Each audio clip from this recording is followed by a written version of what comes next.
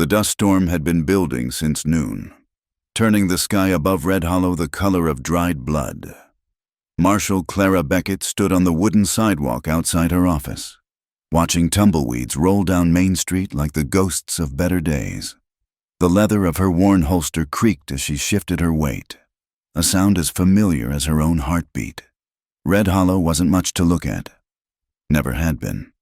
Perched on a plateau between the Sangre Mountains and miles of unforgiving desert, it was the kind of place men came to forget or be forgotten, the kind of place where the wind never stopped whispering secrets through the gaps in warped wooden walls. Clara had been Marshal here for 3 years now, ever since Tom died.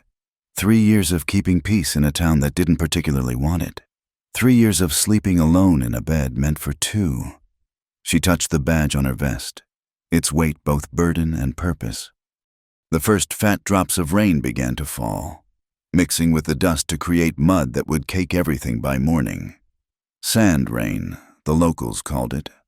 Clara was about to head inside when she saw him, a lone rider coming in from the east, his silhouette wavering in the heat mirages still rising from the packed earth.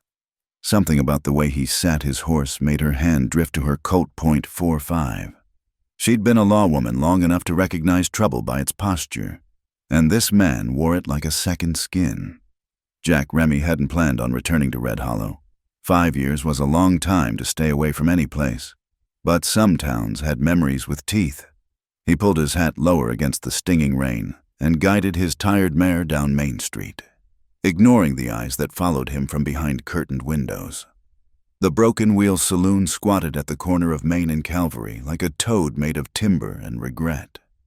Yellow light spilled from its bat-wing doors, along with the tinny sound of an out-of-tune piano and the sharp crack of poker chips hitting felt. Jack tied his horse to the hitching post and pushed through the doors. The music died. Conversation stumbled to a halt. 20 pairs of eyes turned toward him, recognition dawning in some, suspicion blooming in all. "Well, well," the voice came from the big table at the back, where Cole Manders held court like a king in exile. "Jack Remy, thought we'd seen the last of you when they ran you out on a rail." Cole hadn't changed much, still had the look of a man who'd sell his mother for a good hand and shoot her for a better one. His black suit was finer now, his fingers heavy with rings, but the cold calculation in his eyes remained unchanged. "Evening, Cole." Jack moved to the bar, spurs ringing against the floorboards. "Whiskey, the real stuff, not that coffin varnish you usually serve." The bartender, a new man Jack didn't recognize, looked to Cole for permission before pouring. That told Jack everything he needed to know about how things had changed in Red Hollow. "You got sand showing your face here," Cole said, standing slowly. His hand rested casual-like near the ivory-handled pistol at his hip. "Some folks got long memories. Some folks got guilty consciences." Jack knocked back the whiskey and turned to face the room. "I'm not here for trouble, just passing through." "Passing through to where?" This from one of Cole's men, a scarred gunslinger with dead eyes. "Hell's that way." He jerked his thumb south. A few men chuckled, but it was nervous laughter, the kind that came before violence. "I'm here for a game," Jack said, setting his empty glass on the bar. "One hand, winner takes all." Cole's eyes glittered with interest. Gambling was his religion, and Jack Remy had once been his most devoted acolyte. "You got anything left to bet? Last I heard, you'd gambled away everything but your soul. Then that's what I'll bet." The saloon went quiet as a grave. Even the rain on the roof seemed to pause. "Your soul?" Cole smiled, showing too many teeth. "Against what?" $20,000. Cash money." Men whistled low. That was more than most would see in a lifetime of breaking their backs under the desert sun. "You don't have $20,000. I do." Jack reached into his coat, moving slow so nobody got twitchy. He produced a leather pouch and upended it on the nearest table. Gold coins spilled out, catching the lamplight like fallen stars. "Every cent I've won in 5 years of riding the gambling circuit, it's all here." Clara had been watching from across the street, rain soaking through her duster. She'd recognized Jack Remy the moment he'd ridden in. You didn't forget the face of a man who'd allegedly cheated half the territory out of their savings. But something about this felt wrong. Men who planned trouble didn't announce themselves so boldly. When she saw the crowd gathering at the Broken Wheel's windows, she knew it was time to move. She crossed the muddy street, boot heels splashing through puddles that reflected the saloon's lights like broken amber. Inside, the atmosphere was thick enough to cut. Jack Remy sat across from Cole Manders at the big table, cards dancing between his fingers with practiced ease. A crowd had formed, pressing close despite the danger, or perhaps because of it. "Cut the deck," Cole said, his voice tight with anticipation. Jack obliged, his movements smooth as good whiskey. Clara noticed his hands didn't shake, though sweat beaded on his forehead. Whatever had brought him back to Red Hollow, it was worth risking everything. 5-card draw, Cole announced. One hand, like you said. No wild cards, no second chances. Agreed. Clara positioned herself where she could see both men's faces. Cole's expression was confident, predatory, but Jack, there was something else in his eyes. Not desperation, exactly, more like resignation, like a man who'd already accepted his fate and was just going through the motions. The cards were dealt. The room held its breath. Jack looked at his hand, his face revealing nothing. Cole did the same, though a small smile played at the corners of his mouth. "I'll take 3, Jack said, discarding. 2 for me." Cole's smile widened. New cards were dealt. Jack arranged them slowly, then looked up at Cole. "Well?" "King's full of aces." Cole laid down his hand with a flourish. It was a monster, the kind of hand that came along once in a blue moon. The crowd murmured appreciatively. Some men stepped back, not wanting to be too close when Cole claimed his winnings. Jack Remy's soul might not be worth much, but Cole would find a way to collect. Jack studied his cards for a long moment. Then, with infinite care, he began to lay them down. "That's a fine hand, Cole, real fine. But not fine enough." Cole's voice had gone dangerous. 4 9s. Jack spread the cards. "Guess the devil's looking after his own tonight." The explosion was immediate. Cole shot to his feet, sending his chair crashing backward. "You're cheating. Nobody draws 4 of a kind against a full house." "Sometimes they do." Jack's voice stayed level, but his hand drifted toward his hip. "Search him!" Cole barked at his men. "He's got cards up his sleeves, same as always." "That's enough." Clara's voice cut through the chaos like a blade. She stood with her Colt drawn, not pointing at anyone in particular, but ready to... The Marshal's badge on her chest caught the light, a small symbol of authority in a room full of men who respected only force. "Marshal Beckett." Cole's tone dripped false respect. "This ain't law business. This is a private game. Everything in my town is law business." She'd never seen Cole back down from anyone, but she wasn't just anyone. She was the woman who'd brought in the Garrison gang single-handed, who'd faced down a lynch mob to protect a prisoner. She was Marshal Clara Beckett, and she'd earned her reputation 1 bullet at a time. "He's cheating," Cole insisted. "Always has, always will. That's why we ran him out before." "Then prove it." Clara's eyes never left Cole's face. "Search him if you want, but if you don't find anything, the game stands." Jack stood slowly, raising his arms. "Search away, boys. Check every pocket, every seam. Hell, I'll strip naked if it'll make you feel better." 2 of Cole's men patted him down roughly, checking his sleeves, his boots, even the band of his hat. They found nothing but a worn pocket watch, a few spare cartridges, and a folded piece of paper that Jack quickly tucked away. "He's clean, boss," one reported reluctantly. Cole's face had gone the color of old leather. $20,000 was enough to hurt, even for him. But worse than the money was the humiliation, beaten at his own table, in his own saloon, by a man he'd run out of town. "This ain't over," he said quietly. "It is for tonight." Clara holstered her weapon but kept her hand near it. "Mister, Remy won fair. You'll honor the bet or you'll answer to me." Their eyes met across the table, gambler and lawwoman. Shadow and light. Jack saw steel in her gaze, the kind forged by loss and hardened by duty.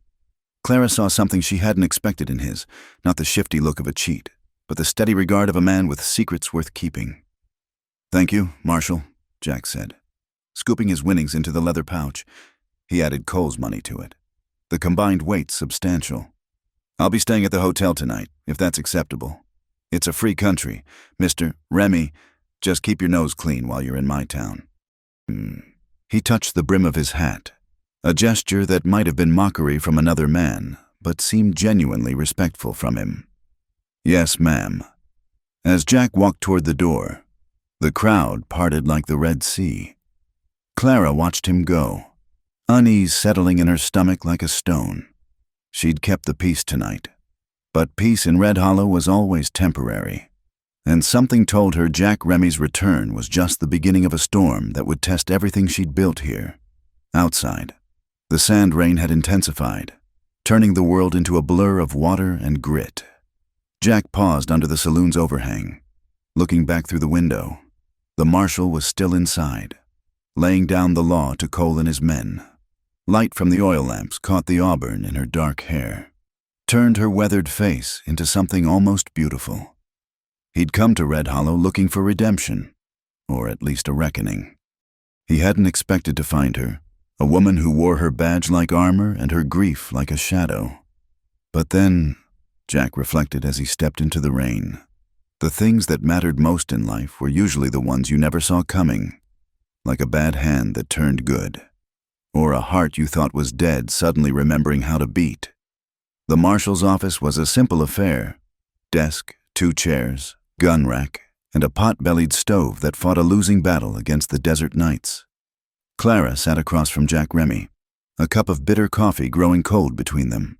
The oil lamp cast dancing shadows on the walls, making the small room feel even smaller.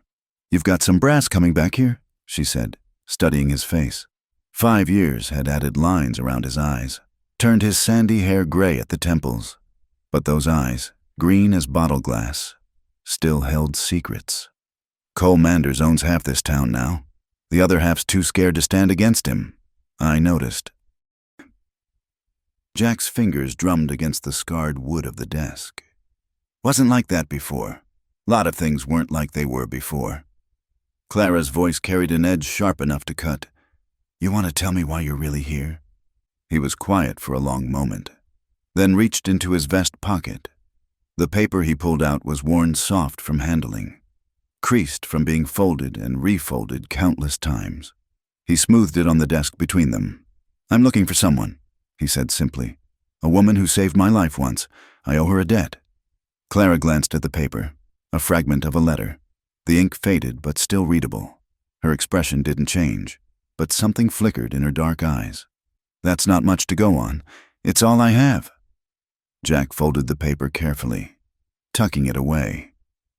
"She was traveling through Amarillo 5 years ago, pulled me out of a bad situation, patched me up, then disappeared.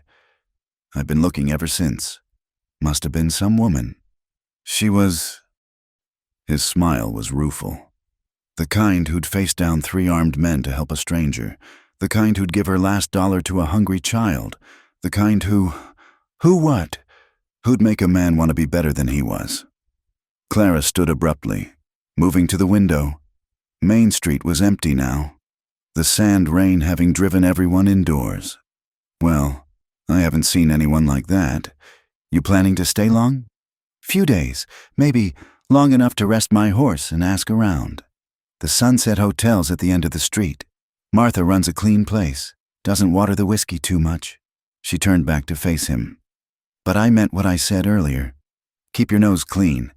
I've got enough trouble without adding you to it." "Understood. Marshal." Jack rose, settling his hat on his head. At the door, he paused. "That was a brave thing you did tonight, standing up to Cole like that. It's my job." "No," he said quietly. "It was more than that." After he left, Clara sat in the darkness for a long time, listening to the rain against the windows. She thought about Tom, about the day they'd buried him in the cemetery outside town. She thought about the woman in Jack's story, the one who'd saved him, and she tried very hard not to think about why her hands were shaking. Morning came harsh and bright, the storm having washed the air clean. Jack woke to the sound of hammering and stepped onto the hotel's balcony to investigate. Below, a small boy was trying to fix a broken fence post, the hammer too heavy for his thin arms. "You're gonna hurt yourself, son," Jack called down. The boy looked up, squinting against the sun.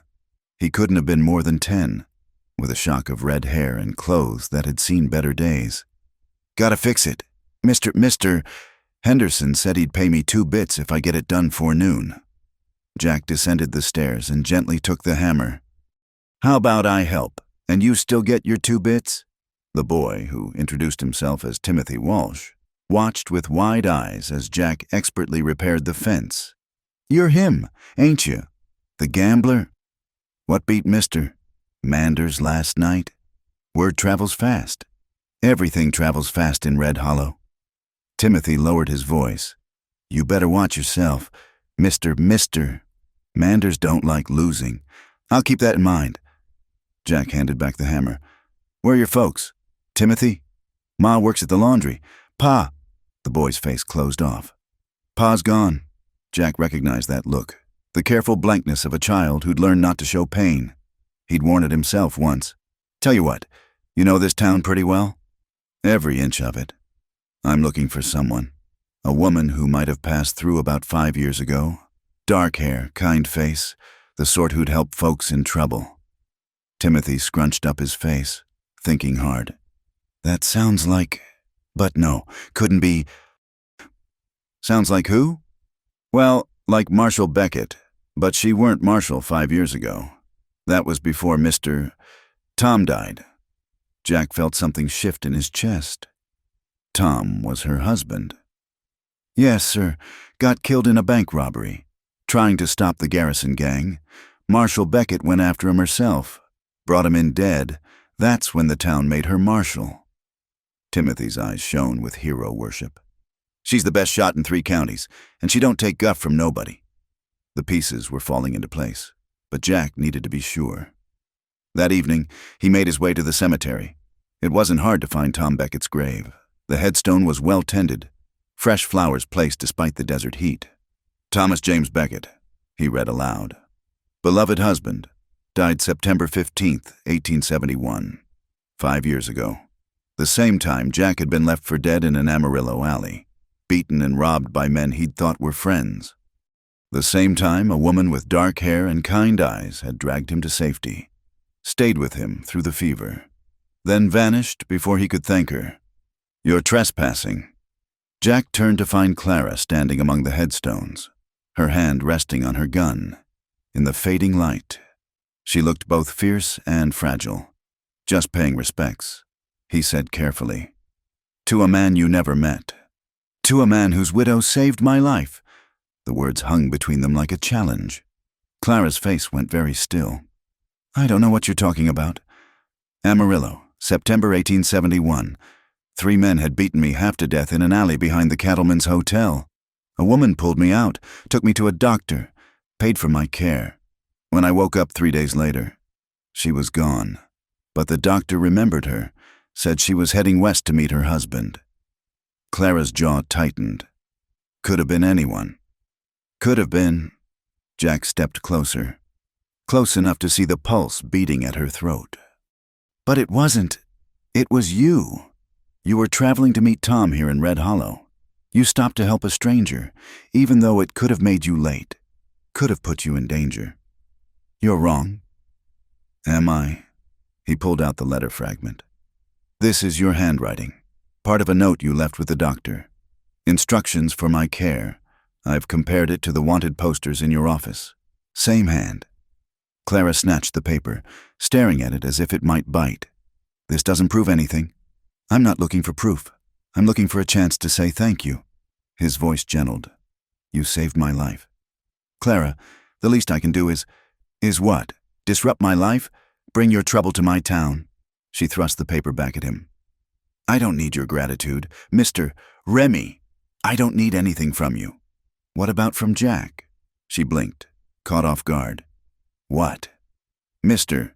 Remy was the gambler, the cheat, the man who lived by taking from others. But Jack might be someone different. Someone who spent 5 years trying to make amends. Someone who came back to the one place he swore he'd never return to, because he had to find the woman who showed him kindness when he deserved none. Clara backed away, her boots scuffing against the packed earth. Don't what? Don't make this into something it's not. I helped a hurt man because that's what decent folks do. That's all it was. Is that why you've kept it secret? Why you've never told anyone? There's nothing to tell. But her voice lacked conviction. Jack watched her retreat toward town, her silhouette rigid against the dying light. He'd found the woman he'd been searching for, but she didn't want to be found. The question now was whether he'd respect her wishes or pursue a debt that went deeper than mere gratitude. That night, word came that the Henley Ranch had lost 20 head of cattle. Rustlers, most likely, though nobody could prove it. Clara assembled a posse at dawn, deputizing several townsmen who looked like they'd rather be anywhere else. "I'll ride with you," Jack offered, surprising everyone, including himself. Clara's eyes narrowed. "This isn't your fight." "Maybe not, but I've got a good horse and a steady hand. You can use both." She looked like she wanted to refuse, but pragmatism won. They were already short-handed, and whatever else Jack Remy might be, he could shoot and ride. They picked up the trail 5 miles outside town, heading into the Badlands where the law held little sway. Jack rode beside Clara, noting how naturally she sat her saddle, how her eyes constantly scanned the horizon. "You always wanted to be a lawman?" he asked during a water break. "Lawwoman," she corrected. "And no, I wanted to be a schoolteacher once. Had it all planned out, little schoolhouse, teaching children their letters and numbers. What changed? Life." She capped her canteen. "Life has a way of changing plans." They found the rustlers' camp near Skeleton Ridge, a box canyon with only one way in or out. Clara studied the setup through field glasses, counting men and horses. 6 of them, she reported. Armed, but lazy. They're not expecting trouble. "How do you want to play it?" She glanced at him, something almost like approval in her eyes. "You're asking my lead? You're the Marshal?" Most men wouldn't see it that way. "I'm not most men." "No," she said quietly. "You're not." They hit the camp at sunset. When the light was in the rustlers' eyes, it should have been clean. Clara's posse had the element of surprise in the high ground, but rustlers who'd survived this long didn't survive by being stupid. The first shot came from a hidden rifleman, catching one of the townsmen in the shoulder. Then everything went to hell. Jack found himself fighting beside Clara, their horses dancing together as they returned fire. She was magnificent, calm, deadly accurate, utterly fearless. When a rustler tried to flank them, she wheeled her mount and dropped him with a single shot. "Behind you!" Jack shouted, seeing another man drawing a bead on her. Clara twisted in the saddle, but she wouldn't be fast enough. Jack's gun bucked in his hand, the rustler spinning away into the dust. Their eyes met across the chaos. A moment of perfect understanding. When the smoke cleared, 4 rustlers were dead, 2 captured. The stolen cattle milled nervously in a makeshift corral. Clara's posse had taken wounds but no deaths. A small miracle. "Nice shooting," she told Jack as they secured the prisoners. "You too." They made camp for the night, not wanting to move the wounded in darkness. Clara posted guards and saw to the injured, then found herself sitting beside Jack at the fire. "That was brave," she said quietly. "What you did earlier? Thank you. Just returning a favor. I told you, you don't owe me anything." "Maybe not." He poked at the fire with a stick, sending sparks spiraling upward. "But I owe something to the man I'm trying to become, and that man doesn't let good people stand alone." Clara was quiet for a long moment. In the firelight, with her guard down, she looked younger, vulnerable. "It's been a long time since anyone watched my back like that. Too long, I'd say." She stood abruptly. "I should check on the prisoners." But she paused before leaving the circle of firelight. Jack? Yeah? Maybe. Maybe Mr. Remy was the cheat. But you did good today. It wasn't much, but from Clara Beckett, it was everything. The days after the Rustler raid passed in a strange dance of proximity and distance. Clara threw herself into her work with renewed intensity, as if constant motion could outdistance the feelings Jack's presence stirred. She walked her rounds at dawn and dusk, checked in with shopkeepers, settled disputes over water rights and property lines. Normal Marshal duties that had never felt like armor before. Jack, for his part, seemed determined to make himself useful. He helped the widow Morrison repair her roof, taught young Timothy better technique with a hammer, even mucked out stalls at the livery to pay for his horse's keep. Everywhere Clara turned, there were stories of the reformed gambler's good deeds. "He's not what I expected," Martha from the hotel confided one morning. "Polite as you please.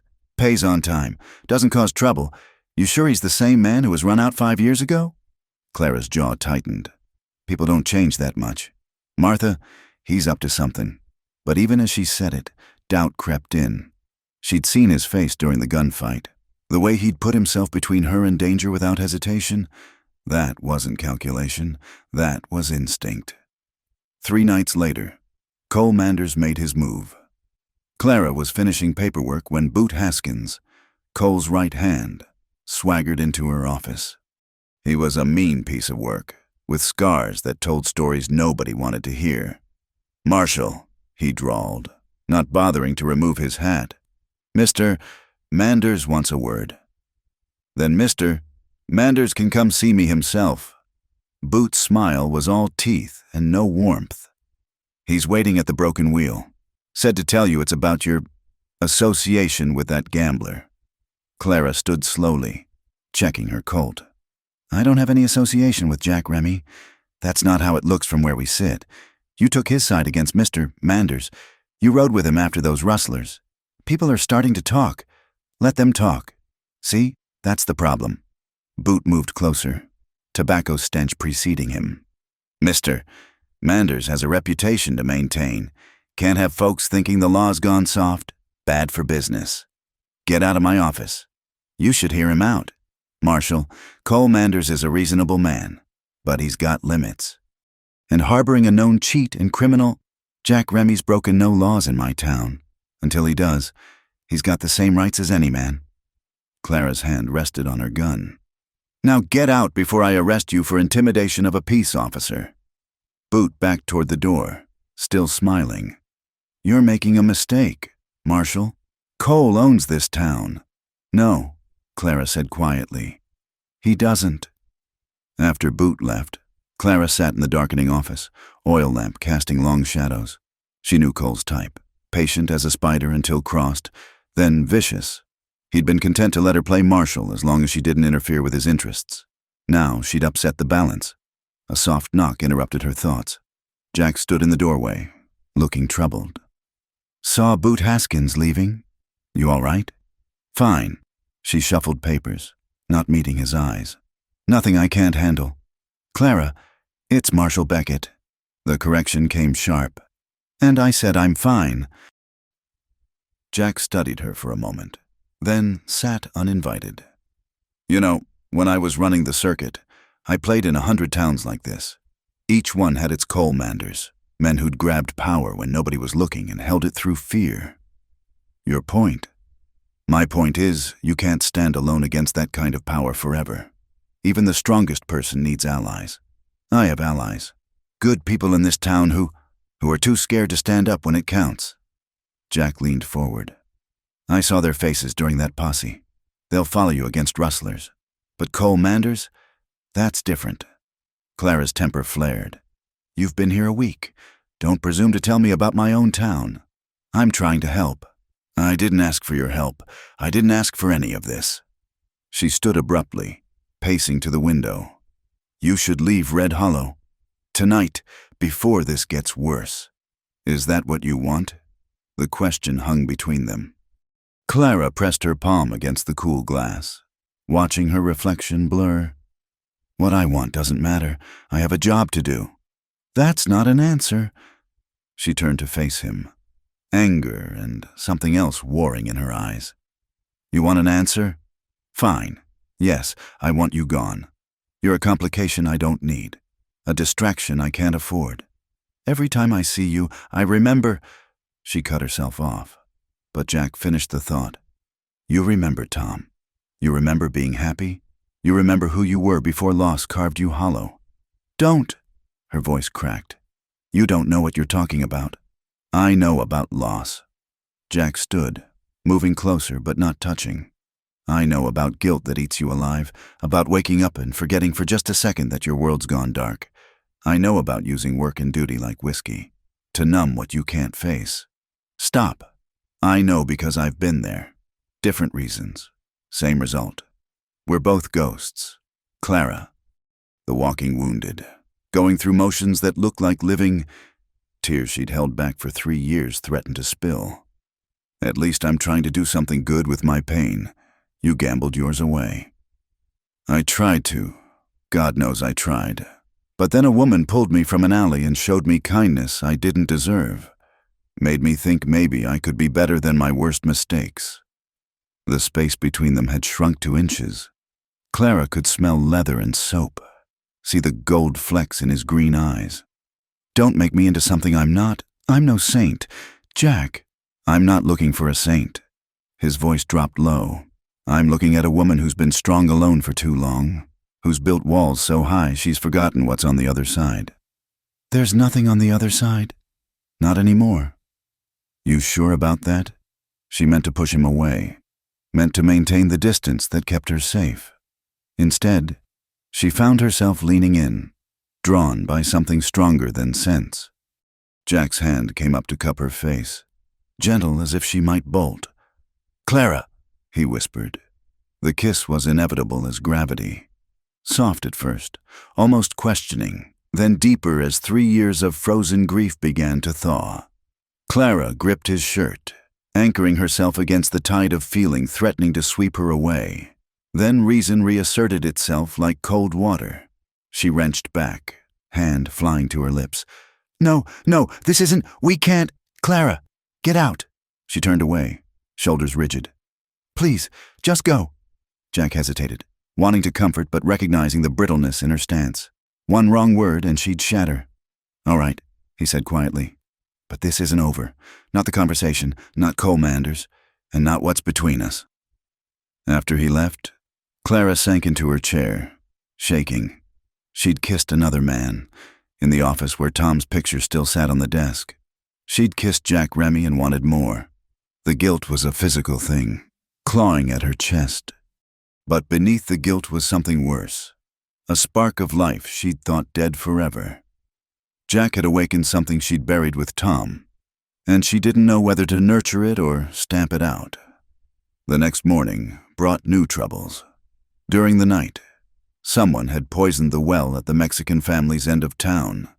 Nobody died, but several children fell sick.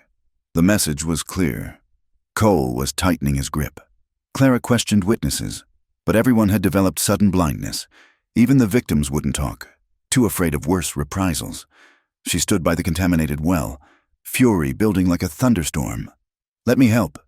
She didn't turn at Jack's voice. This isn't your problem. It is now. He moved beside her, studying the well. This is about me, isn't it? Cole's way of showing what happens to people who stand with outsiders. Everything isn't about you, Remy. No, but this is— Boot Haskins has been spreading stories. Says you've gone soft on me because we're involved. Heat crept up Clara's neck.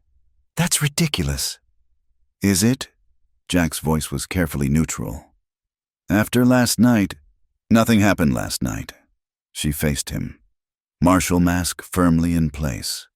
And nothing will happen. I lost focus for a moment. It won't happen again. Something flickered in his eyes. Hurt, maybe, or disappointment. If that's how you want to play it, that's how it has to be. They spent the day arranging clean water for the affected families, Clara organizing the logistics while Jack did the heavy lifting. Despite her words, they fell into an easy rhythm, anticipating each other's needs without speaking. As the sun set, painting Red Hollow in shades of gold and crimson. Jack made a decision. He found Clara at the cemetery again, standing before Tom's grave with her shoulders bowed. He was a lucky man, Jack said softly. Don't. But there was no heat in it. To be loved that much, that long after. That's a gift, Clara, but he wouldn't want this for you. You didn't know him? I know you, and the woman who saved me wouldn't have loved a man who'd want her to die with him. Clara's breath hitched. I did die with him. Everything good and warm and hopeful. It's all buried here. No. Jack stepped closer, not touching but offering presence. It's not dead. I've seen it in how you protect this town, how you stood up for me when you had no reason to. I felt it last night when— Please don't. When you kissed me like a woman remembering how to breathe. She finally looked at him, tears streaming unchecked. I can't do this. Jack, I can't love again. It hurts too much. I'm not asking you to love me. I'm asking you to try living again, one day at a time. With you, the gambler with a price on his head? With me, just Jack, the man who'd faced down Cole Manders and all his guns before letting anyone hurt you again. Clara laughed, broken and bitter. You can't protect me from the past. No, but maybe we can protect each other from the future. She was quiet for a long time, watching the stars emerge in the darkening sky. When she finally spoke, her voice was barely a whisper. I'm scared. So am I. Jack reached out slowly, giving her time to pull away. When she didn't, he took her hand. But I've been scared before. Funny thing about fear, it loses its power when you're not facing it alone. Their fingers intertwined, a lifeline in the gathering dark. Neither spoke of what might come tomorrow, what price Cole Manders would extract for their defiance. For now, this moment was enough. Two damaged souls finding comfort in shared silence, while the desert wind whispered secrets through the stones. Dawn came like judgment to Red Hollow, painting the sky the color of old blood. Clara hadn't slept, her mind churning over the moment at the cemetery, the warmth of Jack's hand in hers. She'd pulled away eventually, fled to the safety of her small house. But the damage was done. The walls she'd built so carefully had cracks now, and something dangerous was seeping through. She dressed mechanically, pinning the Marshal's badge to her vest with fingers that barely trembled. Today, she would be the law. Nothing more.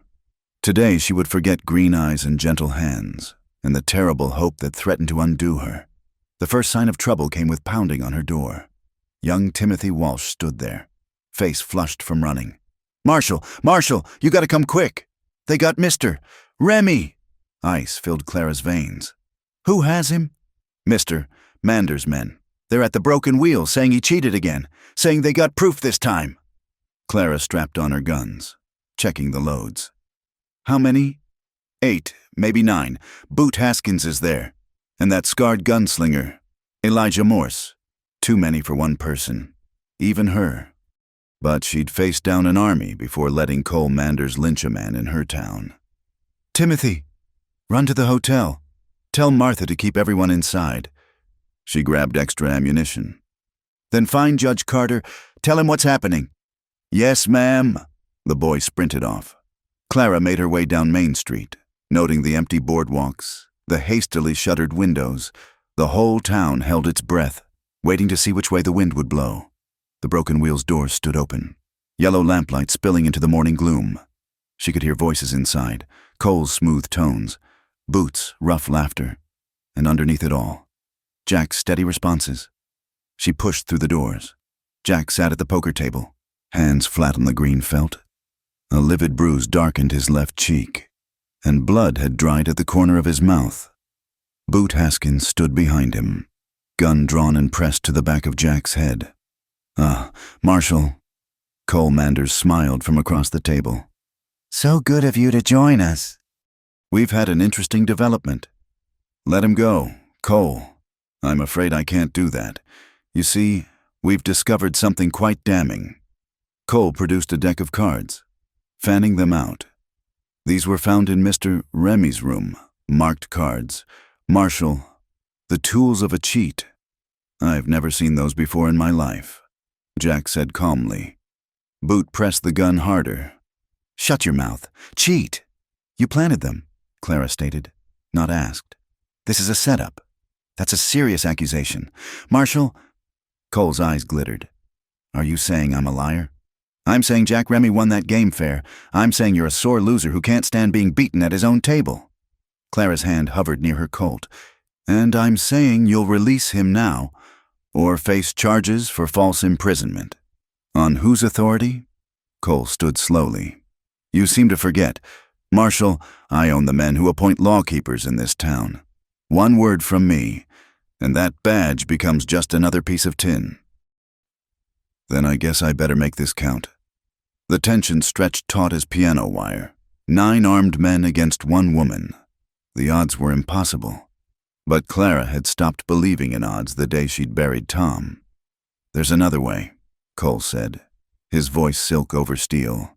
A way everyone walks away happy. I'm listening. It's simple. You turn around and walk out that door. Take the rest of the day off. Maybe ride out to the hot springs. When you come back tomorrow, Mr. Remy will be gone, one way or another, and we can all get back to normal. Normal being you running this town like your personal kingdom. Normal being everyone knowing their place. Cole's smile never wavered. You've done good work here. Marshal, don't throw it away for a piece of drifting trash.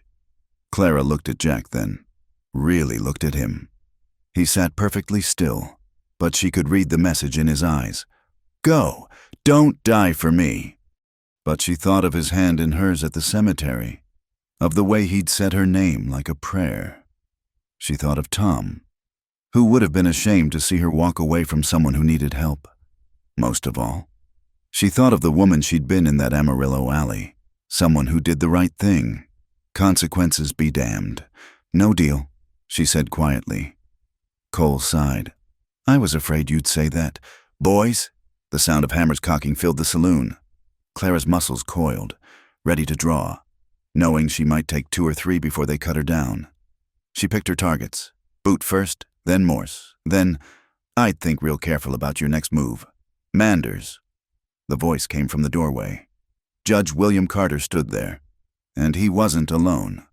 Behind him were a dozen townspeople. Martha from the hotel, Henderson the rancher, the blacksmith Jorge Ramirez, even some of the Mexican families from the poisoned well, all armed, all grim-faced. Judge Carter. Cole's composure cracked slightly. This doesn't concern you.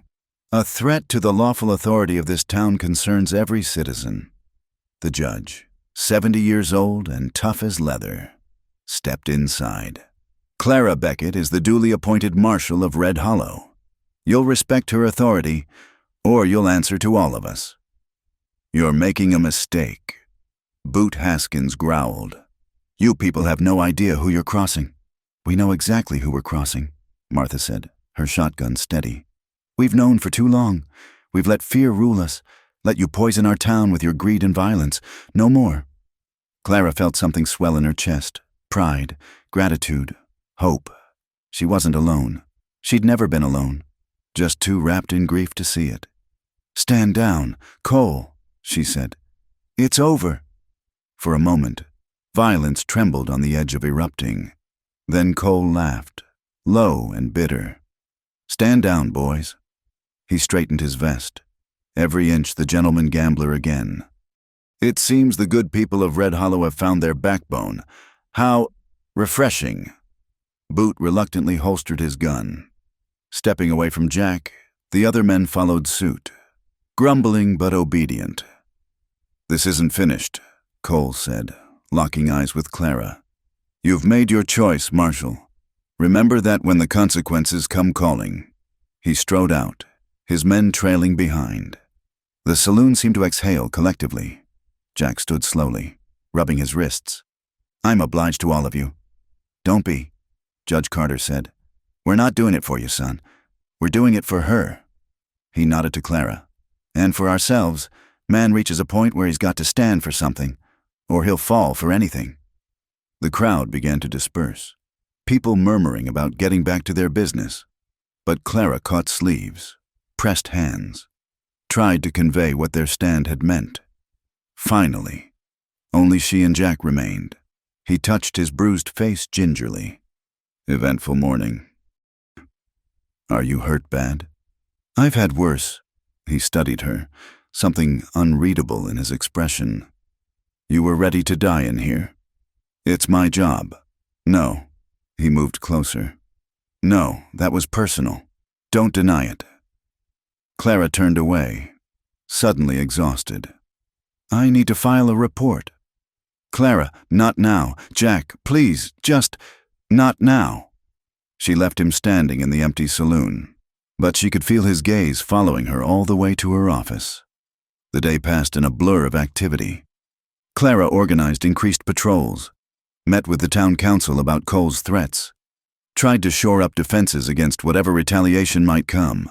But underneath the busy work, her mind kept circling back to that moment when she'd chosen Jack's life over her own safety. As shadows lengthened toward evening, she found herself standing outside Jack's hotel room.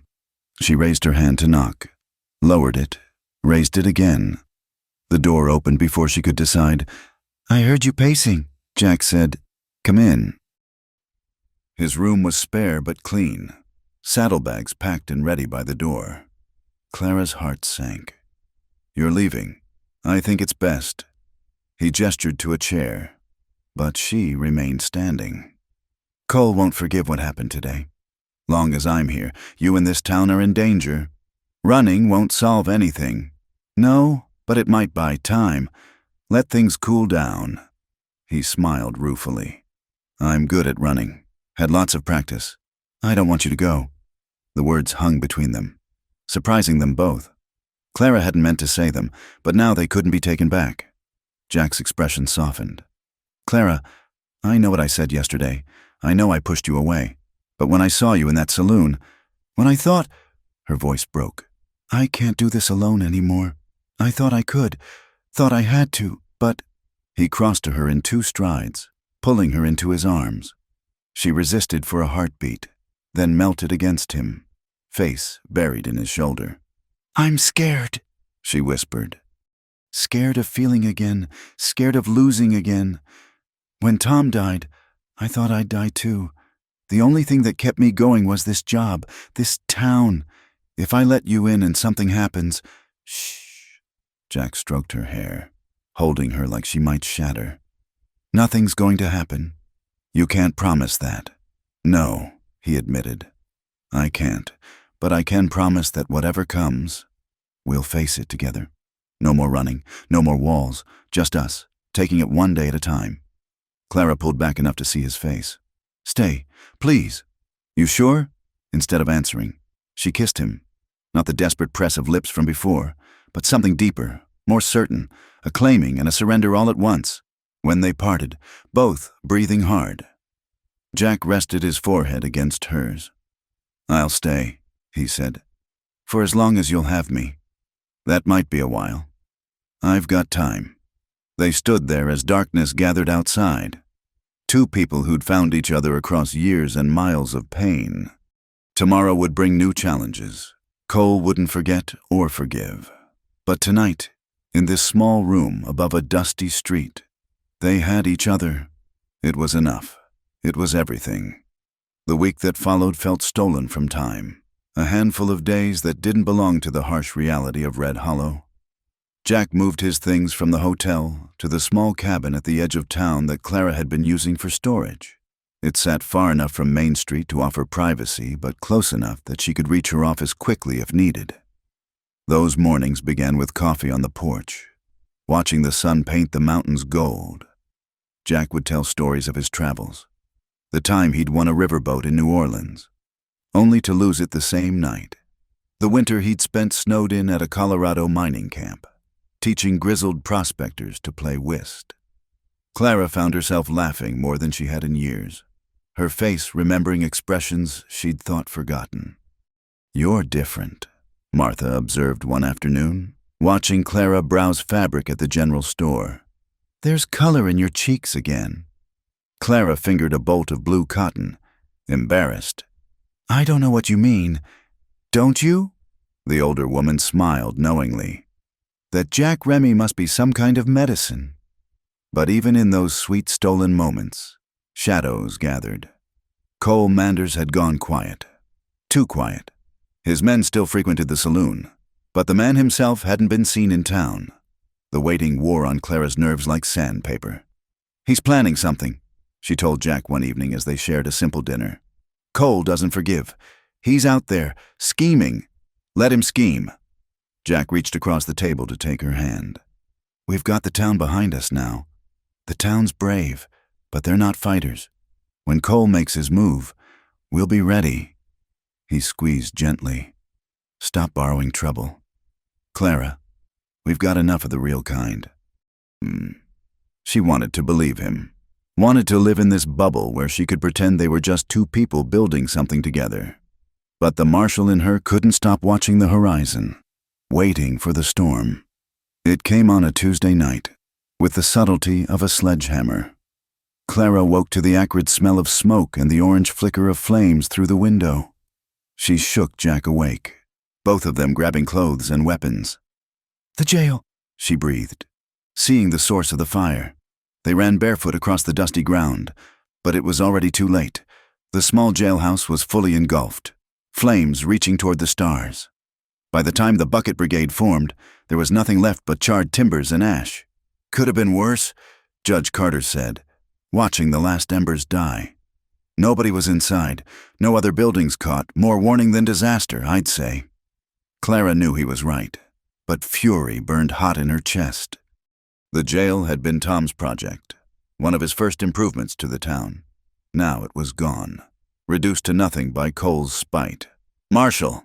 Timothy Walsh came running, face smudged with soot. "There's more trouble. The Mexican church. Someone smashed all the windows." The night became a catalog of petty cruelties. Every family who'd stood with Clara found some damage. A poisoned well, dead chickens, broken fences, slashed wagon covers. Nothing deadly. Nothing that couldn't be fixed, but the message was clear. This is what defiance costs. Dawn found Clara and Jack at the church, helping Father Miguel sweep up broken glass. The old priest's hands shook, but his voice stayed steady. "They want us to run," he said, "to abandon what we've built here." "Nobody's running," Clara said firmly. "We'll fix this, all of it." "With what money?" Jorge Ramirez stood in the doorway, face grim. "Cole owns the bank. He's calling in loans, refusing new ones." "How do we rebuild when he controls the purse strings?" Clara had no answer. She looked at Jack, seeing her own frustration mirrored in his eyes. They could face down guns, but this slow economic strangling was harder to fight. "I might have an idea," Jack said slowly, "but you're not going to like it." That evening, Jack laid out his plan in Clara's office. She listened with growing alarm. "Absolutely not," she said when he finished. "I won't let you do it. It's the only way." Jack leaned forward, intense. "I've still got connections in the gambling world, high-stakes players who'd come for the right game. We set up a tournament, perfectly legal, with a buy-in large enough to create a fund for the town. Cole won't be able to resist. His pride won't let him. And when he loses, you think he'll just accept it? He might not have a choice, not with half the territory's biggest players watching. He's got a reputation to maintain." Clara shook her head. "It's too dangerous." "You're making yourself a target. I'm already a target." He took her hands. "Clara, this is what I know. Cards and odds and reading men's tells. Let me use it for something good." "I can't lose you." The words came out raw. "Not now. Not when I just found you again." Jack pulled her close. "You won't. I've got too much to live for now." Despite her objections, the plan moved forward. Word spread through channels Clara didn't want to know about, carried by people she preferred not to think about. Within days, gamblers began arriving in Red Hollow, men in fine suits with dangerous eyes, women in silk dresses and Derringer pistols, all drawn by the promise of the biggest game in the territory. The town transformed. The hotel filled up. Then the boarding houses. Martha hired extra help to handle the influx. The saloon stockpiled whiskey and beer. Even Cole couldn't hide his interest, especially when famous names started appearing. Diamond Jim Garrison from San Francisco, Kate, the Widowmaker Blaine from Denver, Mississippi Dan Thornton, who'd once won a plantation on a single hand. Tournament starts tomorrow night, Jack told Clara, finding her watching the crowd from her office window. You still worried? Terrified? She turned to face him. What if Cole figures out what you're doing? What if he won't? Jack cupped her face. I know this world, remember? I know how to play it. That night, their last before the tournament, they lay together in the narrow bed at the cabin. Clara traced the scars on Jack's chest, knife wounds, bullet grazes, the map of a violent life. Tell me about her, she said quietly. Who? The woman you loved before, the one who made you start running. Jack was silent for so long she thought he wouldn't answer. Then, her name was Elizabeth, Senator's daughter from Austin. I thought I could be respectable for her, thought love could change what I was. What happened? Her father found out about my past, threatened to ruin her if she didn't end it.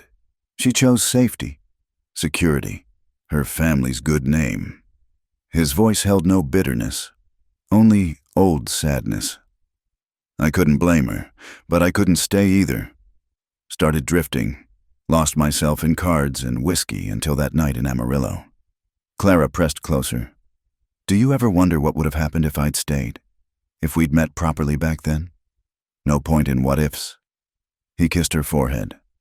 We're here now, that's what matters. But she couldn't shake the feeling that time was running out, that these moments were too perfect to last. In the darkness before dawn, she held him tighter, as if she could keep the world at bay through sheer will. The next evening, the broken wheel had been transformed. Tables pushed together created one large playing surface. Lamps blazed, turning night to day. The crowd pressed close but respectful, understanding the gravity of what was about to unfold. Clara stood near the door in full Marshal regalia, hand never far from her gun. She'd deputized 6 men for the event, all visible and alert. The message was clear. This would be clean. Jack entered to murmurs of recognition. 5 years might have passed, but the gambling world had a long memory.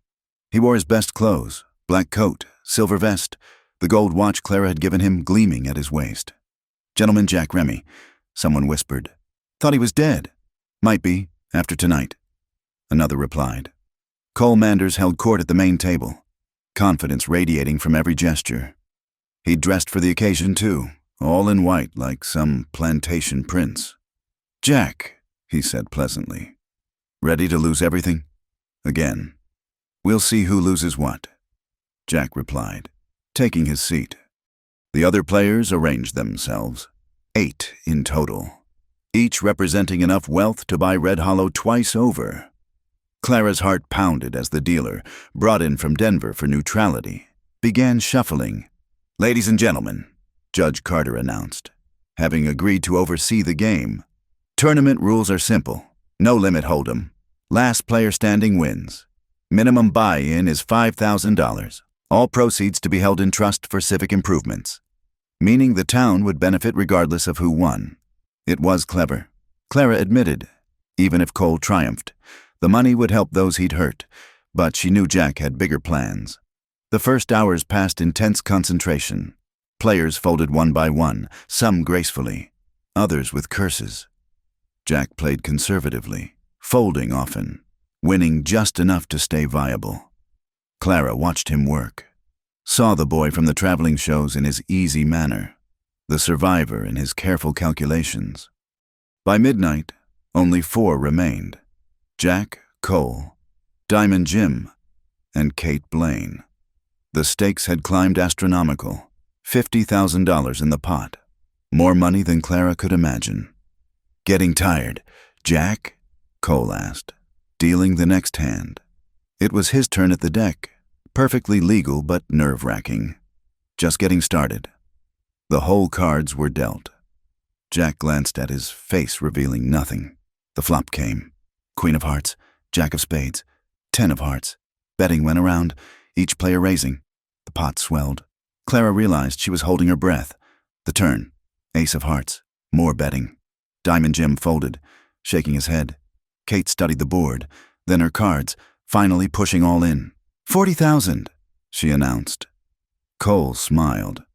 I'll see your 40 and raise 20. All eyes turned to Jack. He had enough to call. Barely. If he lost, it was over. Not just the game, but everything that represented. You sure about this, Cole? Jack asked quietly. Once we turn these cards, there's no going back. Turn them. Jack pushed his remaining chips forward. Call. The river. King of hearts. Kate flipped her cards. Full house, queens over tens, a monster hand. Cole's smile widened. Straight flush, he said, revealing the 9 and 8 of hearts. The crowd gasped. It was almost unbeatable. Jack looked at his cards for a long moment. Clara saw something shift in his expression, a piece she didn't understand. That's a beautiful hand. Cole, he said, just not beautiful enough. He turned over his cards. Ace and king of spades. Straight, someone said. Ace high. He loses. Look again, Jack said quietly. The crowd leaned in. Then someone gasped. Royal flush! Hearts! He's got the royal flush in hearts! Chaos erupted. Cole shot to his feet. Face purple. Impossible! You cheated! You had to... Prove it, Jack said calmly. Cards were yours. Deck was checked. Everyone watched every move. Judge? Clara called out. Hand on her gun as Cole's men stirred. Judge Carter stepped forward. The hand stands, Mr. Remy wins. What happened next seemed to unfold in slow motion. Cole reached for his gun. Rage overcoming sense. Clara was already moving. Her Colt clearing leather, but Jack was faster. Producing a derringer from his sleeve and firing in one smooth motion. Cole's gun went flying. He clutched his bleeding hand, face twisted in pain and fury. You'll regret this, he snarled. All of you, this isn't over. Yes, Clara said, stepping forward. It is. Cole Manders, you're under arrest for attempted murder. His men tensed, hands hovering near weapons. For a moment, violence trembled on the edge of erupting. Then Kate Blaine spoke up. I'd think real careful, boys. You're outnumbered, outgunned, and every person in this room saw your boss draw first. Cut your losses. One by one. Cole's men stepped back. Boot Haskins spat on the floor, but made no move to help as Clara cuffed Cole's good wrist.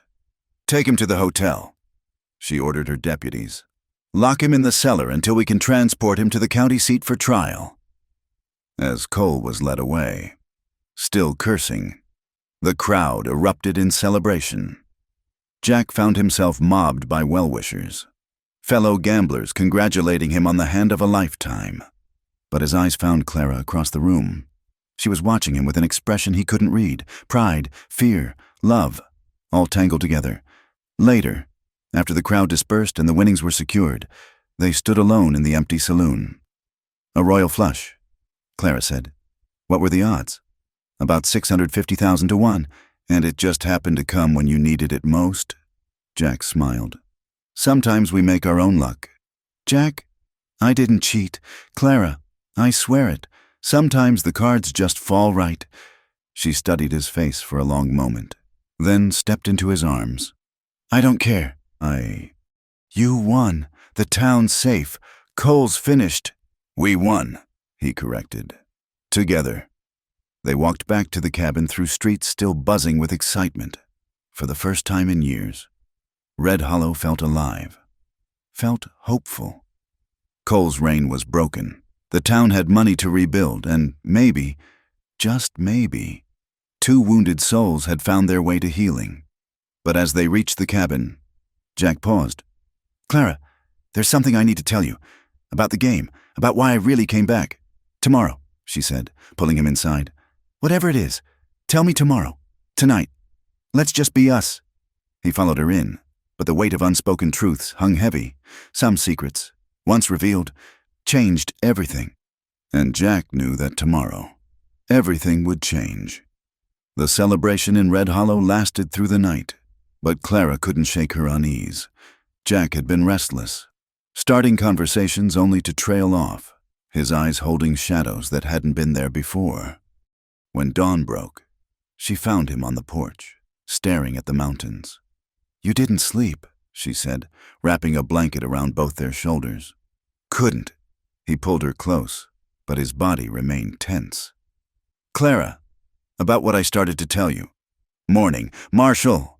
Judge Carter's voice interrupted. The old man approaching on horseback.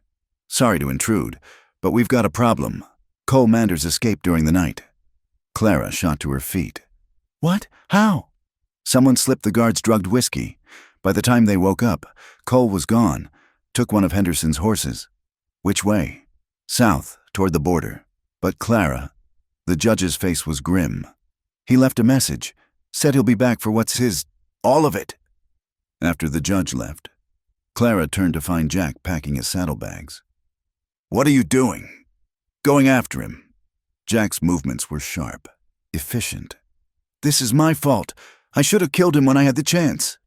"We'll go together." "Let me get my gear." "No!" The word came out harsh. Jack softened his tone. "No, Clara, this is something I need to do alone. Like hell." She grabbed his arm. "We're partners, remember? Whatever this is, we face it together." Jack stopped packing, shoulders sagging. "You don't understand. The game, the royal flush. Cole was right. I did cheat." The words hung between them like a physical blow. Clara stepped back. "What? Not the way he thought? The cards were legitimate? The hand was real, but I knew it was coming." Jack met her eyes, unflinching. "I've been planning this for months. Clara, setting it up, making sure Cole would be there, making sure the right cards would fall. I don't understand." Jack sat heavily on the bed. 5 years ago, when they ran me out of town. It wasn't for cheating, not exactly. I discovered something about Cole. He was behind the Garrison gang's robbery, the one that killed Tom. Clara's legs gave out. She sank into a chair, mind reeling. "What?" "Cole funded them, planned it, set Tom up to be there. He wanted the Marshal dead so he could take over the town. I tried to expose him, but he flipped it, made me look like the criminal. By the time I could prove anything, I was already running." "Tom," Clara's voice broke. "Cole killed Tom, as surely as if he'd pulled the trigger himself." Jack leaned forward, urgent now. "I've spent 5 years gathering evidence, tracking down witnesses, but I knew it wouldn't be enough. Cole owned the law here, so I made a different plan. The tournament. I knew his pride wouldn't let him resist, and I knew exactly how to manipulate the deck, not to cheat, but to ensure the right dramatic moment. One perfect hand that would break his power and give me the opening to finish this." Clara felt like the world had tilted off its axis. Everything she'd believed, everything she'd built these past weeks, all of it built on lies. "You used me." The words came out flat, emotionless. "This whole time, you were using me." "No." Jack reached for her, but she flinched away. "No, Clara, I came back for revenge. Yes, but I didn't expect you. I didn't expect to—" "To what? Fall in love? Was that part of the plan too? Seduce the grieving widow, get her on your side?" "Stop." His voice went hard. "Whatever else you think, don't cheapen what's between us. That was never a lie." "Wasn't it?" Clara stood, fury building. "Every word, every touch. How do I know what was real?" "Because I'm telling you now. I could have kept quiet, could have gone after Cole without explaining, but I won't lie to you anymore." "Anymore?" She laughed, bitter. "How generous." Jack stood too, facing her across the small room. "I fell in love with you.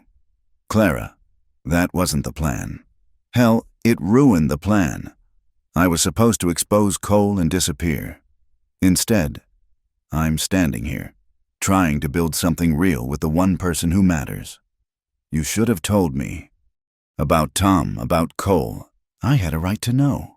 When? When you were holding me at gunpoint? When you hated me for being a cheat?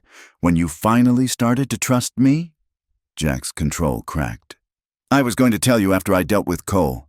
When it was safe. When it was convenient. Clara moved to the door. Go then. Hunt him down. Get your revenge. But don't come back here. Clara. We're done. Jack. She yanked open the door. Whatever we had, whatever I thought we had, it's over. Jack caught her arm. I love you. She pulled free. That's not enough. Clara made it to her office before the tears came. She locked the door, pulled the shades, and let 3 years of grief crash over her like a flood. Tom was gone because of Cole Manders. And Jack had known, had planned, had used their connection as part of some elaborate revenge scheme. Except the way he'd looked at her wasn't calculated. The way he'd held her in the dark, the stories he'd shared, the laughter. Could all of that be lies? A soft knock interrupted her thoughts. Clara, Martha's voice, gentle. Honey, can I come in? Clara wiped her face, unlocked the door. The older woman entered with coffee and knowing eyes. Heard Jack rode out after Cole, Martha said, settling into a chair. Also heard you two had words. He lied to me. Did he? Clara stopped, reconsidered. He kept things from me. Important things. Martha sipped her coffee. My late husband, God rest him, kept a mistress in Denver for 2 years. Never told me, but I knew. Women always know. This is different. Is it? Men are fools. Clara, they think they're protecting us by keeping secrets, making decisions for us. Jack Remy's got more pride than sense. But that doesn't mean his feelings aren't real. He used me to get to Cole. Did he? Or did he come for Cole and find you instead? Martha leaned forward.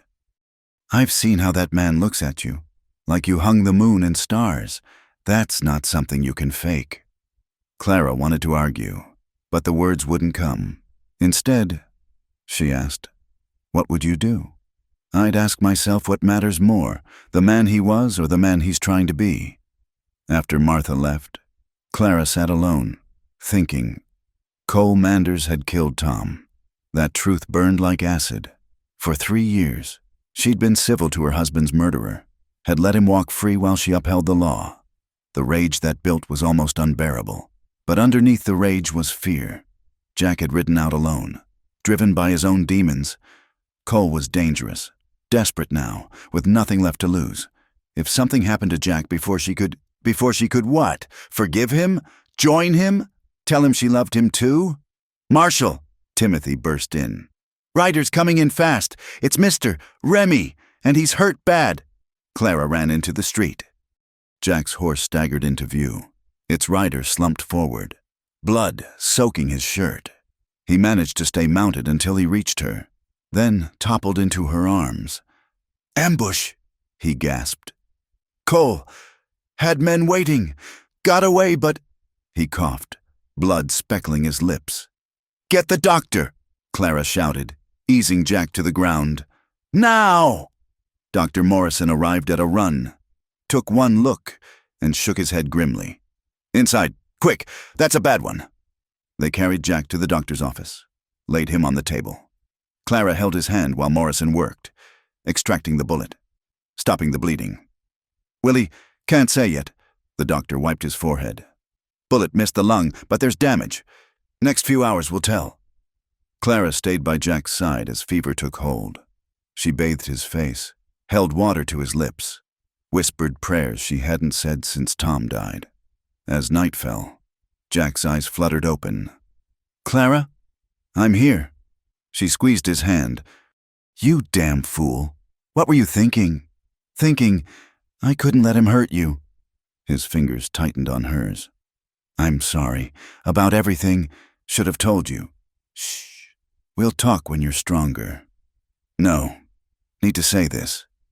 He struggled to focus. The money from the tournament, it's yours. All of it. For the town. For you. My way of making things right. I don't want your money. Then what do you want? Clara looked at this impossible man, gambler, liar, the one who'd brought light back to her darkness. I want you to live. You idiot. I want you to get better so I can yell at you properly. I want... Her voice broke. I want more time. Jack smiled weakly. That's all any of us want. Through the night, she kept vigil. Jack drifted in and out, mumbling about cards and chances, about debts owed and paid. Once, he called for Elizabeth. Another time, for Tom. But mostly, he called for her. "I'm here," she whispered each time. "I'm not going anywhere."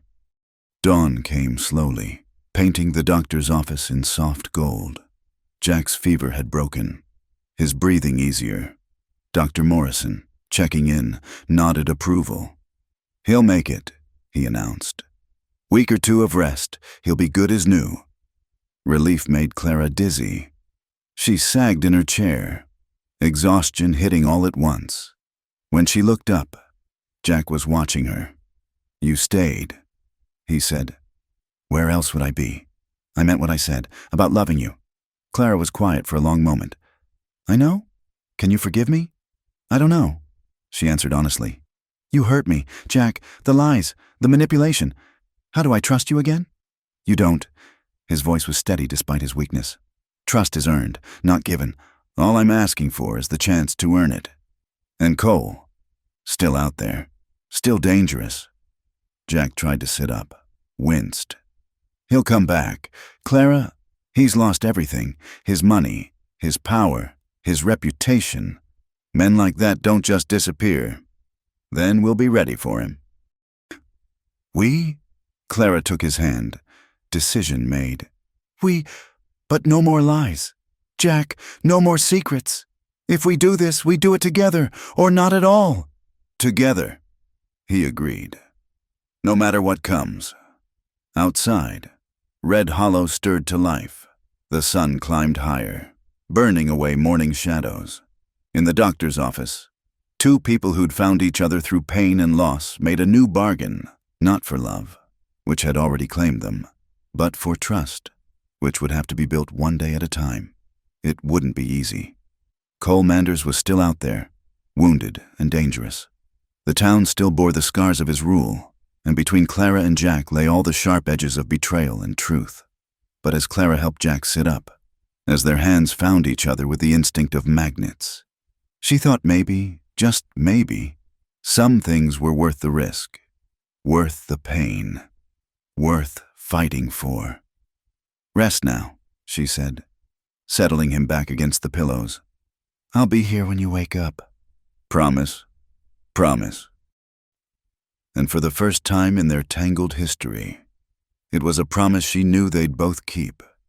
2 weeks had passed since the ambush, and Jack was finally strong enough to walk without help.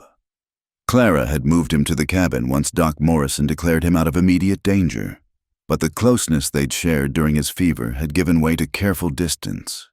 They moved around each other like dancers afraid to touch, polite strangers sharing a space.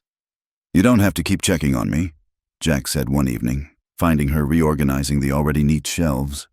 "I'm not going to break. I'm not—" Clara stopped, set down the tin she'd been holding. "Force of habit. Which one? Taking care of people or avoiding real conversation?" She turned to face him, seeing too much in his eyes. "We are having real conversations. About the weather, about what to have for supper, about anything except what matters." "What do you want me to say, Jack? That everything's fine, that I've forgotten the lies? I want you to yell at me. Throw something. Tell me exactly how much I hurt you." He moved closer, still favoring his left side. "This politeness is killing me. Clara, I'd rather have your anger than nothing at all." "You want anger?" The dam finally broke. "Fine, I'm furious. Not just about the lies, but about Tom. 3 years I've carried this grief, and all along his killer was right there, buying drinks and playing cards like nothing happened. You knew, and you let me suffer. I didn't know you then, but you knew when you came back. Every day you stayed silent was another lie." Tears she'd held back for weeks finally fell. "Do you know what it's like, finding out your whole life has been built on false ground?" "Yes." Jack's voice was quiet. "I know exactly what that's like." Clara's anger faltered. "Jack, my whole life was built on lies. Clara—" "Who I was, what I wanted, what I was worth, until a woman pulled me from an alley and showed me kindness I didn't deserve. Until I sat across a poker table from real evil and realized I wanted to be something better. He reached out, not quite touching her face.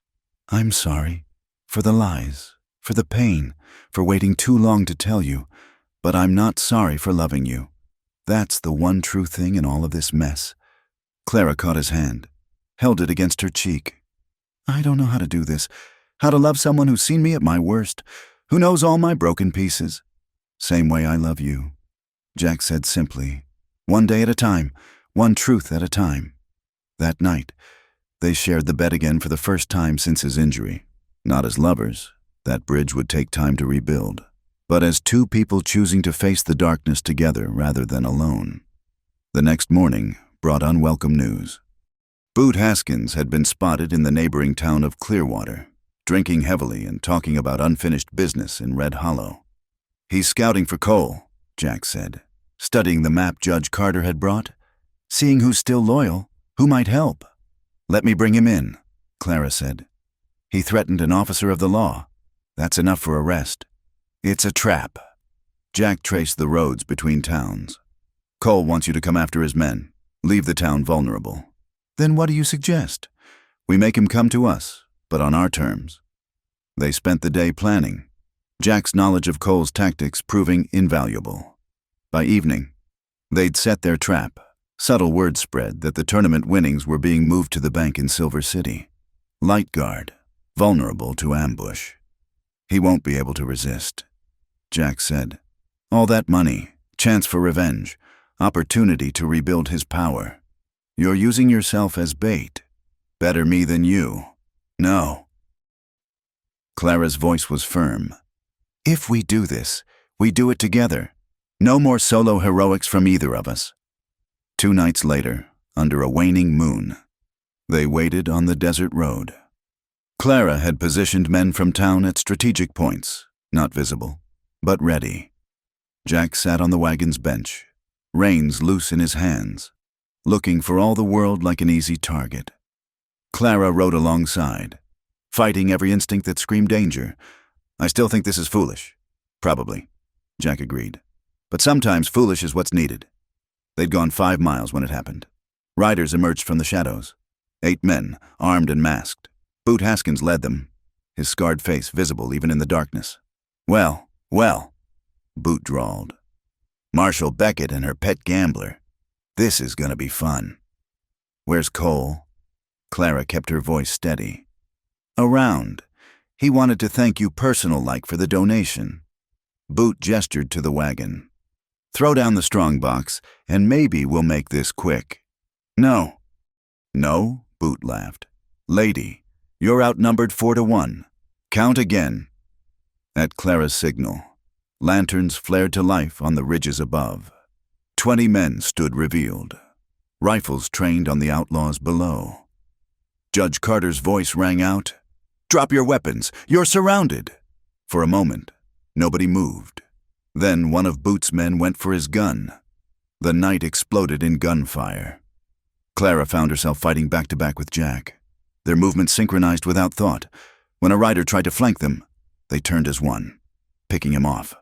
When Boot himself charged, they met him together. Clara's shot taking his gun. Jack's knocking him from the saddle. It was over in minutes. 3 outlaws dead, the rest captured or fled. Boot Haskins lay groaning in the dust, clutching a shattered knee. Where's Cole? Clara demanded, standing over him. Boot spat blood. Go to hell. Jack knelt beside him, voice conversational. You know, Boot, I learned something interesting in Denver. About that bank job in Tucson you pulled 5 years back. The one where the bank manager's wife got killed. They're still looking for whoever did that. Boot's eyes widened. You wouldn't... Tell us where Cole is, and that information stays buried. Keep quiet, and I'll make sure every lawman from here to California knows where to find you. The old Garrison hideout. Boot gasped. Box Canyon, about 20 miles south, but you're too late. He's gathering men, gonna burn your precious town to the ground. Clara and Jack exchanged looks. They'd expected this, planned for it, but knowing Cole's intentions still sent ice through her veins. When? Jack pressed. Tomorrow night. When everyone's at the harvest dance, Guards down. Boot laughed wetly. You think you won? You ain't seen nothing yet. They hauled the prisoners back to town, locking them in the repaired jail under heavy guard. Then Clara called a war council. In her office, the town's leaders gathered. Judge Carter, Dr. Morrison, Jorge Ramirez, Martha, and others who'd stood against Cole. We could evacuate, the judge suggested. Get the women and children to safety. No. Clara's voice was steel. We run now. We'll be running forever. This ends tomorrow. How? Martha asked. If Cole's got an army, then we need a better plan than his. Jack spread a map on the desk. The garrison hideout's a box canyon, one way in or out. If Cole's there gathering forces, he's trapped himself. You're suggesting we attack? Jorge sounded skeptical. Leave the town undefended? I'm suggesting we end this before it starts. Jack looked at Clara. Hit 'em at dawn, when they're least expecting it. Element of surprise is worth 10 guns. It's risky, Clara said slowly. If we're wrong, if Cole's not there, then we've lost nothing but sleep. But if we're right, we end this war before it begins. Clara finished. She looked around the room. I won't order anyone to come. This is volunteer only. One by one, hands raised. Judge Carter first, then Jorge, then Martha, who glared at anyone who looked surprised. By the time they were done, Clara had 30 volunteers, men and women both. We ride at 3, she announced. Get some rest. Tomorrow, we finish this. As the room emptied, Jack caught Clara's arm. You don't have to come. Someone should stay. We do this together, she reminded him. No matter what. They spent those last hours before dawn preparing, checking weapons, saddling horses, saying prayers. Clara found herself in the cemetery, standing before Tom's grave. I know what happened now, she said quietly. I know who's responsible. I'm going to end it. Tom, for you, for the town, for all of us. He'd be proud of you. She turned to find Jack watching her. Would he? A woman who faced down her husband's killer, protected their town, found a way to keep living. Yeah, I think he would. Clara took his offered hand. Are you ready for this? I've been ready for 5 years. He squeezed gently. Question is, are you? This isn't just about law anymore. This is war. I know. She looked once more at Tom Stone, then back at Jack. But some wars are worth fighting. They rode out in darkness, 30 souls armed with determination and righteous fury. The desert stretched before them, stars wheeling overhead like witnesses to what was to come. Clara rode at the front beside Jack, no longer Marshal and gambler, but partners united in purpose. As they neared Box Canyon, Jack pulled up. Clara, there's something else. The royal flush. I didn't cheat to get it. She frowned. But you said... I said I knew it was coming, because I've been carrying that hand for 5 years. He pulled out a worn envelope. Tom gave this to me the night before he died, said if anything happened, give it to you. I've been waiting for the right moment. With shaking hands, Clara opened the envelope. Inside were 5 playing cards, the royal flush in hearts, and a note in Tom's handwriting. Clara, my love, if you're reading this, then Cole Manders has won, but I've left evidence hidden in our special place. Jack Remy's a good man who made bad choices. Trust him. He'll help you when I can't. All my love. Tom. Clara's vision blurred. He knew. Tom knew Cole was planning something. He tried to stop it. That's why he had to die. Jack's voice was rough. I should have given this to you sooner, but you needed it for the game. To break Cole with the exact hand Tom left. Understanding dawned. It wasn't cheating. It was justice. Poetic justice. Maybe. Tom always did appreciate irony. Clara carefully tucked the cards away. Then let's finish what he started. They reached the canyon as the eastern sky began to lighten. Jack had been right. Sentries dozed at their posts. The camp still quiet. Clara counted 15 men, maybe 20, even odds, but they had surprise. She raised her hand, signaling the attack. Then all hell broke loose. They swept into the canyon like an avenging wind. The outlaws, caught sleeping, scrambled for weapons. Clara spotted Cole immediately, standing near the largest tent, shouting orders, trying to rally his men. Their eyes met across the chaos. In that moment, all pretense fell away. This wasn't about law or order. This was about Tom, about 3 years of lies, about evil wearing a gentleman's smile. Cole raised his gun. Clara was faster. Her shot took him center mass, spinning him around. He staggered, tried to raise his weapon again. Her second shot ended it. Around them, the battle raged. Clara fought with cold precision, aware of Jack always nearby, watching her back. When Boot Haskins appeared, escaped from jail somehow, Jack was there, protecting her flank. When 3 outlaws tried to rush their position, they held them off together, finally. As the sun crested the canyon walls, it was over. Cole's army was broken, dead, captured, or scattered to the winds. The tyrant of Red Hollow would terrorize no one again. Clara stood over Cole's body, waiting to feel something. Satisfaction, closure, peace. Instead, she felt only tired. "It's done," Jack said quietly beside her. "Is it?" She looked at him. "Killing him won't bring Tom back, won't erase 3 years of grief. No, but it might let you build something new." He took her hand. "If you're willing to try." Clara looked around the canyon, at the friends who'd risked everything to stand with her, at the new dawn breaking overhead, at the man beside her who'd traveled through deception to find truth. "I'm willing," she said finally. "But no more secrets. Jack, no more lies. We build on truth or not at all." "Truth, then." He turned to face her fully. "I love you, Clara Beckett, not as some ghost of the past or replacement for what you've lost, but as the woman who made me want to be better than I was. I'm asking for the chance to prove it, every day for as long as you'll let me." Clara felt the last of her walls crumble. That might be a long time. "I hope so." She kissed him then, there in the canyon with the sun rising and the past finally laid to rest. It wasn't an ending. Too much pain remained for that, but it was a beginning. And for 2 people who'd thought their stories were over, a beginning was everything. The letter came on a Tuesday morning, delivered by a dusty rider who didn't stay for breakfast. Jack found Clara at her desk, the opened envelope in her hands, her face unreadable. "What is it?" he asked, though something in her stillness already told him. "Job offer. Federal Marshal position in Denver." She set the letter down carefully. "Better pay, bigger territory. The kind of opportunity Tom always wanted for me." Jack felt his chest tighten. 3 months had passed since Cole's death.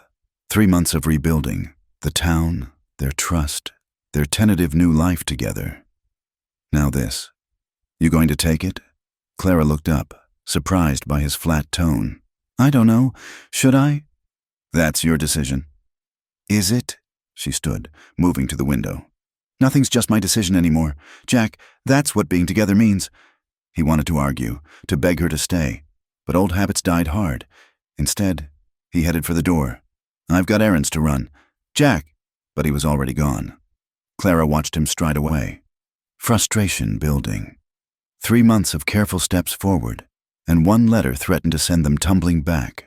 She knew Jack's fears. Abandonment ran deep in him, carved by years of loss. But running away wasn't the answer.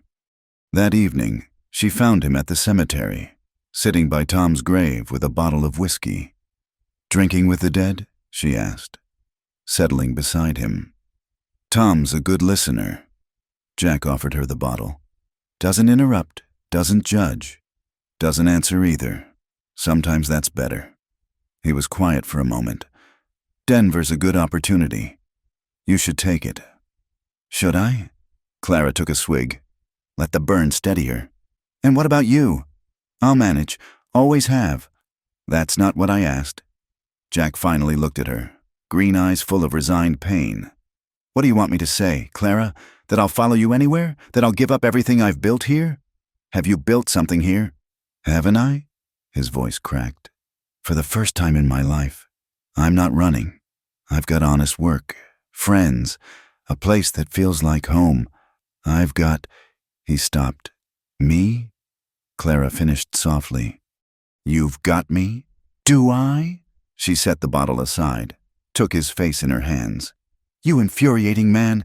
Yes, you have me.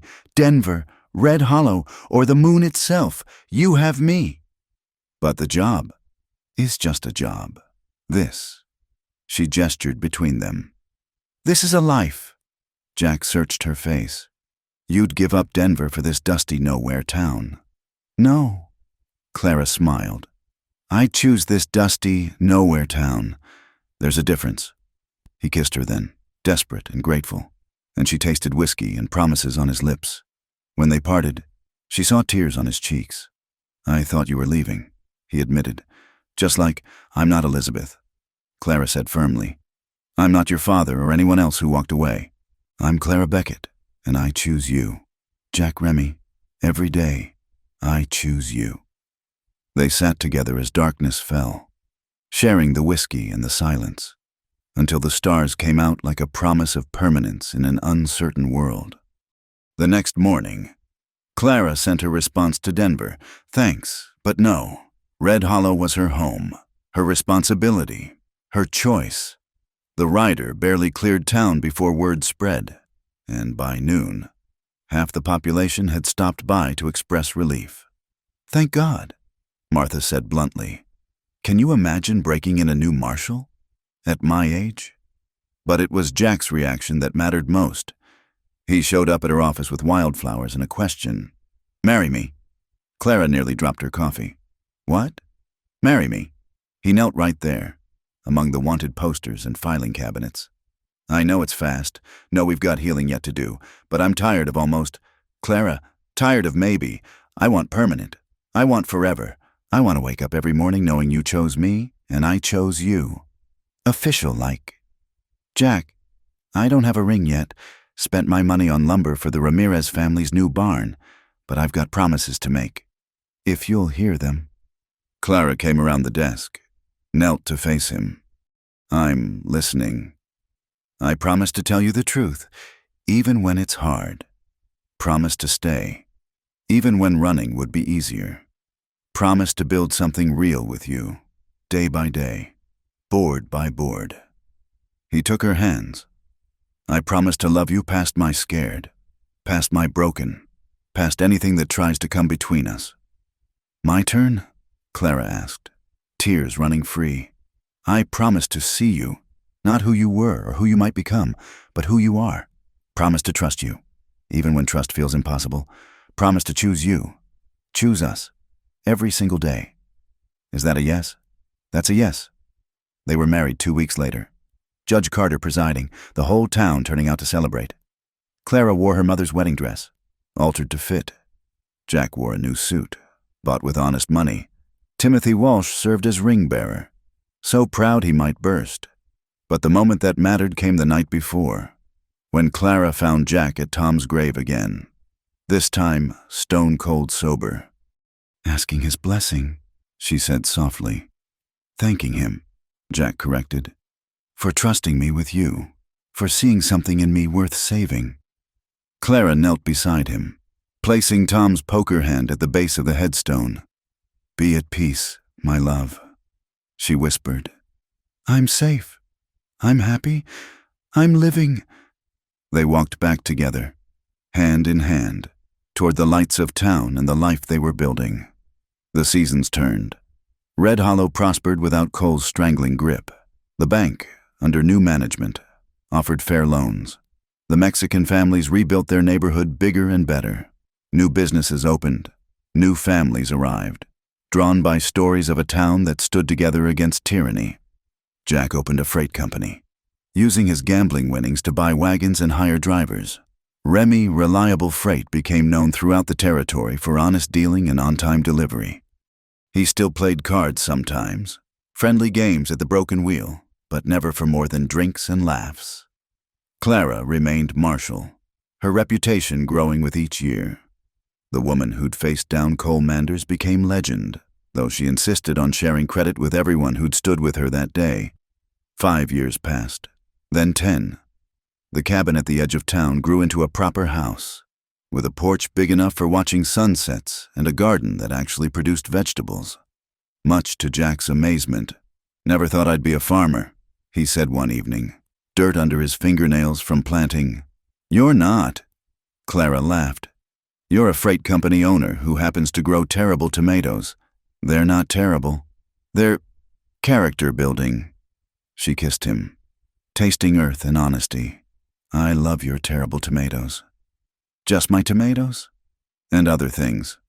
15 years after Cole's death, a writer came through town, collecting stories of the Old West. He interviewed Clara in her office, fascinated by the tale of the Lady Marshal and the reformed gambler. "How did you know he was worth trusting?" the writer asked. "After all the lies?" Clara considered. "I didn't. Trust isn't about knowing, Mr. Holloway. It's about choosing. Every day. Jack and I choose to trust each other. Some days it's easier than others. But the choice is always there. And you've never regretted it? Regret's a luxury we can't afford out here." She smiled. "Besides, Jack makes me laugh. You'd be surprised how far that goes when the well runs dry or the roof needs fixing." The writer left with his notes, but Clara doubted he'd capture the truth of it. How two broken people had built something whole. How a town's courage had defeated its tyrant. How love could grow in the most unlikely soil. That evening, she found Jack on their porch, watching the sun paint the mountains gold. She settled beside him, fitting against his side like she'd been carved for that space. "Good day?" he asked. "Good day," she confirmed. "You? Can't complain. Made it home to you." It was their ritual, these quiet moments. No matter what the day brought, they ended it together, watching the light fade over the town they'd helped save. Ryder asked me about regrets. Clara said, "What'd you tell him? The polite version?" Jack chuckled. "And the truth?" "The truth?" Clara turned to look at him, still handsome, though silver threaded his hair now. Still hers, after all the years and tears. "The truth is, I'd do it all again. Every mistake, every hurt, every hard choice, because they led me here." "To a rocking chair in Red Hollow?" "To you, you fool." He kissed her, soft and sure. Sweet talker, learned from the best. They sat in comfortable silence as stars emerged overhead. Somewhere in town, a guitar played, dogs barked, children laughed. Life went on, ordinary and precious. "Clara, thank you." "For what?" "For pulling me out of that alley. Both times." She laced their fingers together. "Thank you for letting me."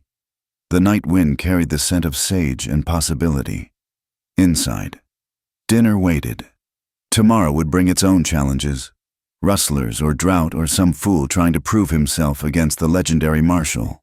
But tonight, Clara Beckett Remy sat with her husband on their porch, in their town, living their life, and it was good. It was enough. It was everything. In the distance, a coyote called to its mate. The answer came swift and sure across the darkness, a promise as old as the desert, as enduring as the mountains. Some things, Clara thought, were worth the wait, worth the work, worth the risk of believing in second chances and stubborn love. Jack squeezed her hand, and she squeezed back. No words needed. After all this time, they'd learned the language of staying, and it sounded like coming home. Thank you, dear listeners, for joining us around the campfire for this tale of love and redemption in the Old West. We'd love to hear where you're listening from, whether it's a bustling city or a quiet country road. Please subscribe to Wild West Campfire and share your thoughts about Clara and Jack's journey in the comments below. Until next time, may your trails be happy and your hearts be true.